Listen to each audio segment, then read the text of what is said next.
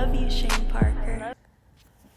This year, y'all, I told myself I was going to be better with organizing and keeping my life together, because taking care of these kids on my own and allowing space for me to just be me has to be scheduled into the day. This video is about being a single mom who's starting all over again in so many different ways. This has been almost 3 years in the making. After my divorce, I really had to sit with myself and see where my life was gonna go. I had to adult myself. I had to sit down and be like, okay, so what are we doing now? Because we have 6 children. We have no income. He's not coming back. We don't want that anymore. So what are we doing? That question came upon me while I was giving birth to my 6th child, my baby Ashe. And it was a question that I didn't have the answer to, because I was meant to step into it. I am getting ready to start my doula classes. I am so excited about this, y'all. I have wanted to help babies be born since, I don't know. I've always loved babies. As a little girl, I always loved babies. With the ministry that my parents were in, I came into contact with a lot of babies who needed love. I have 6 children. I have an 18-year-old dude. Fuck, blows my mind. I have a soon-to-be 16-year-old. I have a 10-year-old. I have a 5-year-old. I have a 4-year-old. Them is my ghetto twins. Them is Niall and Koa. And then we got Ashe. And Ashe changed the game for everybody, because Ashe really showed me that my love is valuable.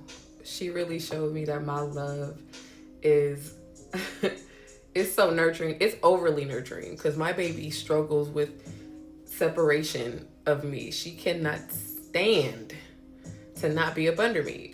She's the baby, and she'll tell you, Ashe's the baby. Because I realized through trying to love all of my children through probably one of the hardest times in their lives, which was getting a divorce, because they had known nothing but mom and dad. But the way that they knew mom and dad had changed, because dad was mom and mom was dad. I was the provider. After we got married, I was the provider because he got locked up. But even prior to that, he didn't like to work.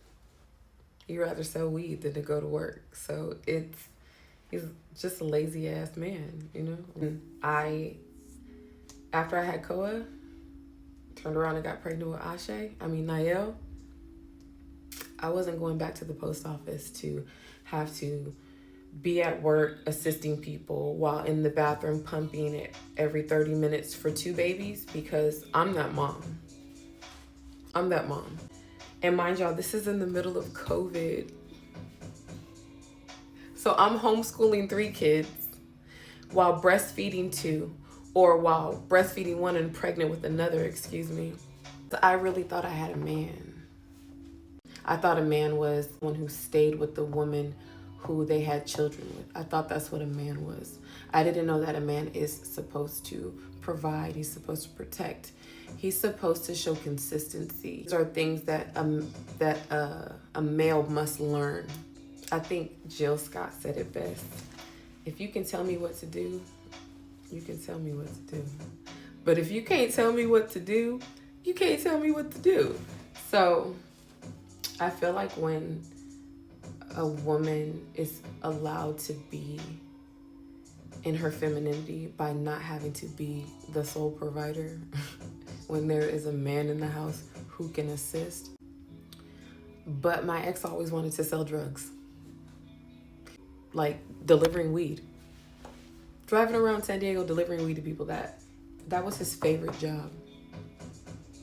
I bullshit you not. I wanted so much more than that. I did not want to be in that life. But that's all he knew to go back to, so I got comfortable with it. I never smoked. Until after I divorced this man. I'm not with it. I licked a fucking ecstasy pill in Vegas. And I was up in the middle of the night playing with my hair. Because my ex was so zooted and I was not on what he was on. Give me a shroom so I can heal some shit. So I can open up some other realms in my mental. Give me some weed. Give me some weed tea. And just not her, you know? So, of course, I didn't really fit in with the people I was around, but I was different, but just didn't know how. And when I tell you I'm different, I'm different. I'm a different type of person. And I know myself. And because I know myself and I'm confident in who I am, people who aren't that way don't understand me. It just is what it is. And I'm fine with it. Baby, when I tell you I got one of the rarest blood types in this population, I'm different.